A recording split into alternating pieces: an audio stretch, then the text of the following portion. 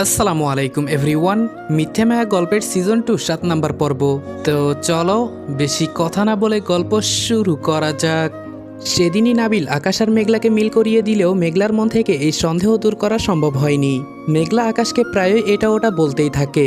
আকাশ মেঘলাকে সামলিয়ে নেওয়ার চেষ্টা করে। আকাশ যতটা সম্ভব মেয়েদের থেকে দূরে থাকার চেষ্টা করে।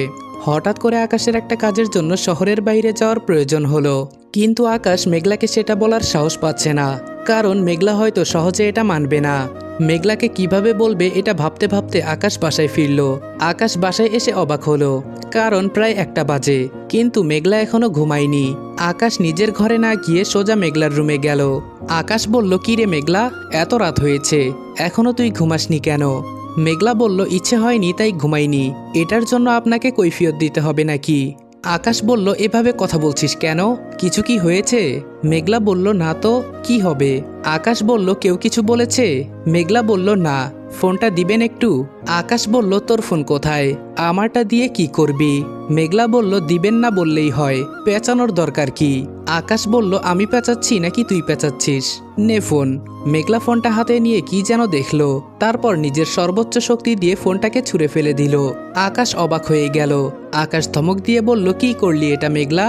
সকালে আমি দুর্গাপুরে যাব, আর তুই এখন ফোনটা ভেঙে দিলি? সকালে আমি ফোন কোথায় পাবো? কি হয়েছে সেটা তো বল।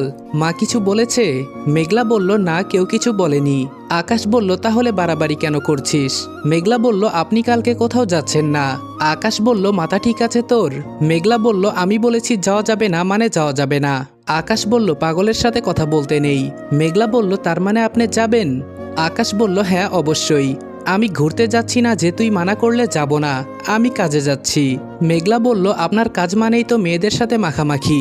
এতদিন দিনের বেলা করেছিলেন, তাতে মন ভরেনি, এখন রাত কাটাতে যাচ্ছেন। মেঘলার কথাটা শুনে আকাশ রাগ কন্ট্রোল করতে পারল না। মেঘলাকে একটা থাপ্পড় মারল।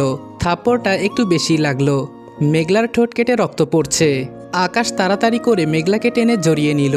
তারপর আদর করতে করতে বলল, আমি বুঝতে পারিনি, সরি জান, প্লিজ রাগ করিস না। আমি সত্যি একটা দরকারে যাচ্ছি, তোর জন্য অনেকগুলা গিফট আনবো, তারপরেও তুই মন খারাপ করিস না, প্লিজ। মেঘলা আকাশের কাছ থেকে নিজেকে ছাড়িয়ে নিয়ে আকাশকে বাইরে পাঠিয়ে দিয়ে দরজা লাগিয়ে দিল। আকাশ এর আগেও মেঘলাকে মেরেছে, কিন্তু কখনো এত রিয়্যাক্ট করেনি। আকাশ ভাবতেও পারেনি মেঘলা এতটা রাগ করবে।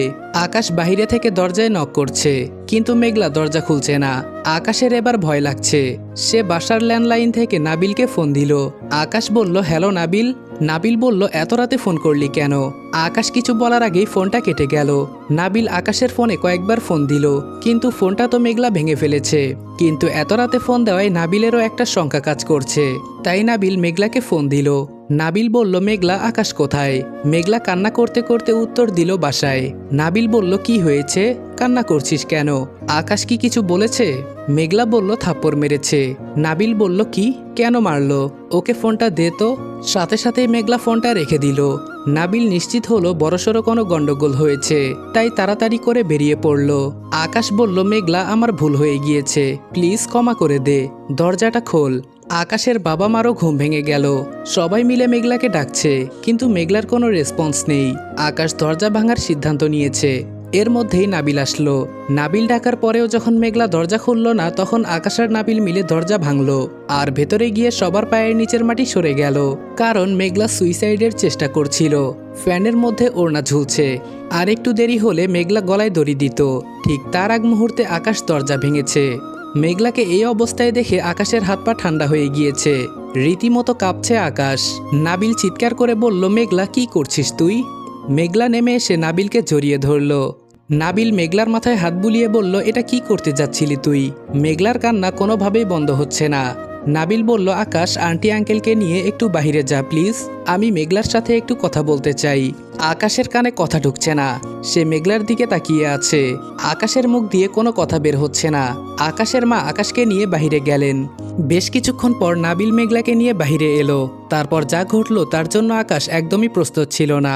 আকাশের ধারণা নাবিল সব সামলে নিবে, কিন্তু নাবিল আকাশকে অবাক করে দিয়ে তার মা বাবার কাছে গিয়ে বলতে শুরু করলো, আঙ্কেল আন্টি, আপনাদের কাছে আমিও আমার পরিবার কৃতজ্ঞ। আপনারা এতদিন মেঘলাকে আশ্রয় দিয়েছেন, তার জন্য আমরা সারা জীবন আপনাদের কাছে ঋণী থাকব।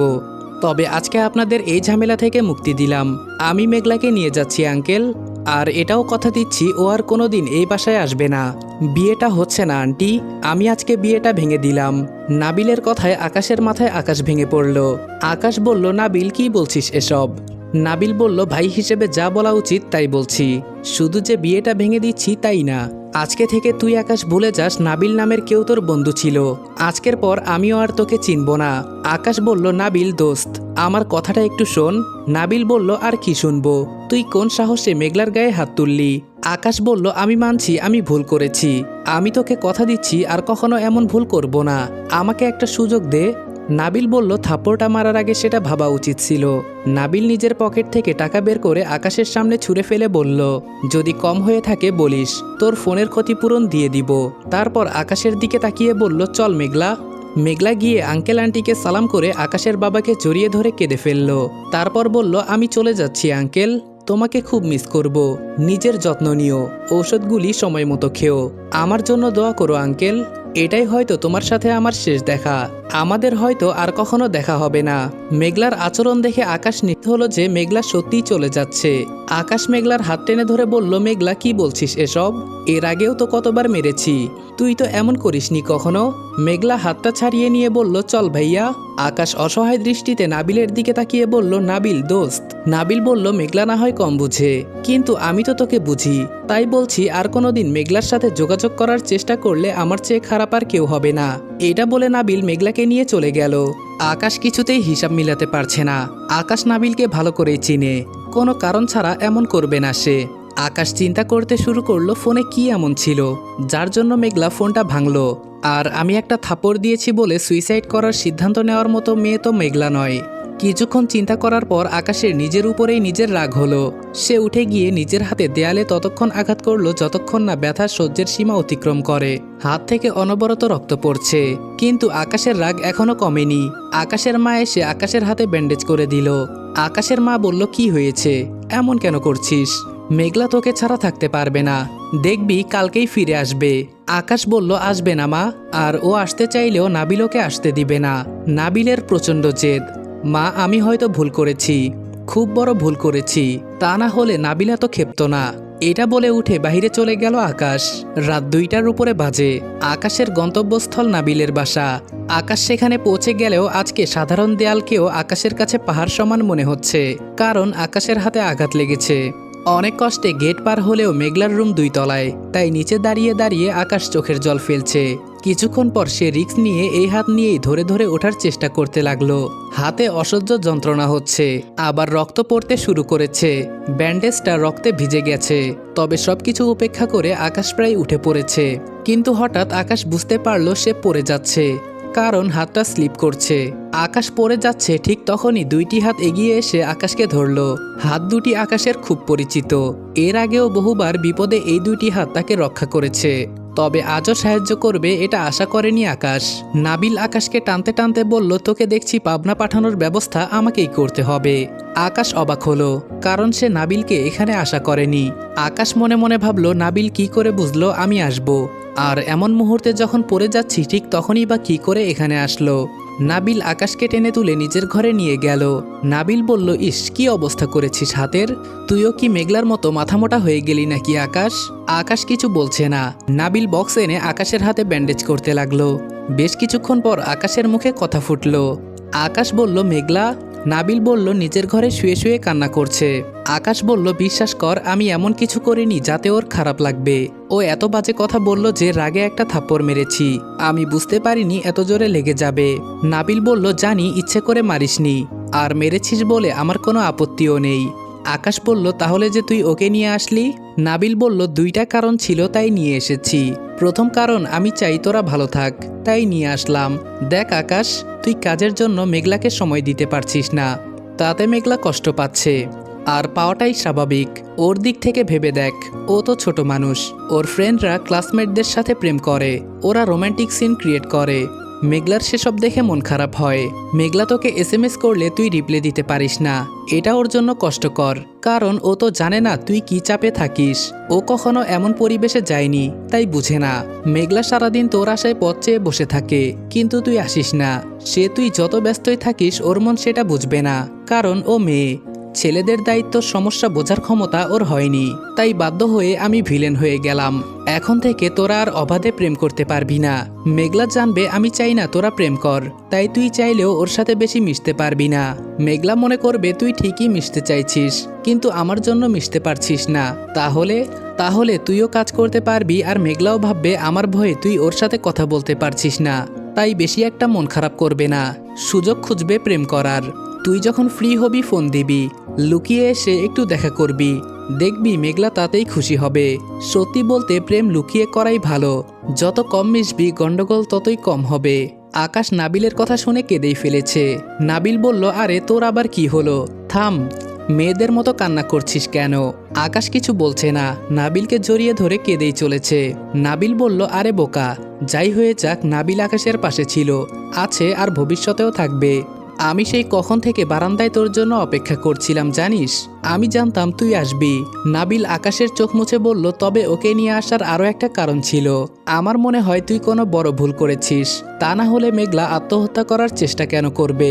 তাই আমি আমার সাথে ওকে নিয়ে এসেছি। রাগের মাথায় যদি কোনো ভুল করে ফেলে। আকাশ বলল, কিন্তু কি করেছি আমি? নাবিল বলল, মেঘলা বলতে চেয়েছিল, কিন্তু আমি শুনিনি। এটা একান্তই তোদের ব্যক্তিগত ব্যাপার, তোরা দুজন বুঝে নিস। কারো ব্যক্তিগত ব্যাপারে আমি নাক গলাতে চাই না। তুই দাঁড়া, আমি ওর কান্না থামিয়ে আসি, পরে ওর কাছে যাস। এটা বলে নাবিল মেঘলার ঘরে গেল। আকাশ দরজার বাহিরে দাঁড়িয়ে আছে। মেঘলা কান্না করতে করতে অবস্থা খারাপ করে ফেলেছে। নাবিল বলল, এত মরা কান্না কিসের? মেঘলা অবাক হলো। নাবিল বলল, শোনো, তোমাকে ভালোভাবে বলছি, এই আকাশ বাতাসকে সারা জীবনের জন্য ভুলে যাও। আজকে বলছো ও খারাপ, কালকে বলবা ও ভালো, এসব আমি মানব না। আজকে থেকে ওর সাথে তোমার সমস্ত যোগাযোগ বন্ধ, এমনকি ওর জন্য চোখের জল ফেলাও নিষেধ। কান্না থামা, না হলে মেরে পিঠের ছাল তুলে নিব। আমার মার কোনোদিন খাসনি, তাই সেই দুঃসাহস দেখাস না। মেঘলা বলল, আমি ওর জন্য কান্না করছি না। তুই বল, ওর জন্য আমি কি করিনি, তবুও আমায় ঠকালো কেন? আমি কত বোকা সেটা ভেবেই কান্না করছি। নাবিল বলল, ইমোশনাল ডায়লগ বন্ধ কর, আর একটু কান্না করলে খবর আছে, এ আমি বলে দিলাম। নাবিল বাহিরে এসে বলল, আকাশ যা। আকাশ বলল, আমি কি আজকে তোর বাসায় থাকতে পারি? নাবিল বলল, পারিস, তবে মেঘলা যেন কিছুতেই না বুঝে যে আমি জানি তুই এসেছিস। আকাশ মাথা নেড়ে চলে গেল। মেঘলা এখনো কান্না করছে। আকাশ মেঘলার ঘাড়ে হাত রাখলো। মেঘলা বলল, আমি কান্না করছি না, তুই যা ভাইয়া, ঘুমা গিয়ে, আমি ওর সাথে যোগাযোগ করব না, তুই কোনো চিন্তা করিস না। আকাশ বলল, সত্যি পারবি আমায় ছাড়া থাকতে? মেঘলা চমকে উঠে বলল, আপনি এখানে? এখনই বাহিরে যান, ভাইয়া জানতে পারলে আমাকে মেরে ফেলবে। আকাশ বলল, ও জানবে কি করে তুই না জানলে? মেঘলা দৌড়ে গিয়ে দরজা লাগিয়ে দিল। মেঘলা বলল, আপনি এখানে কেন, আর কি চান আমার কাছে? আকাশ বলল, আমাকে আপনি করে বলছিস?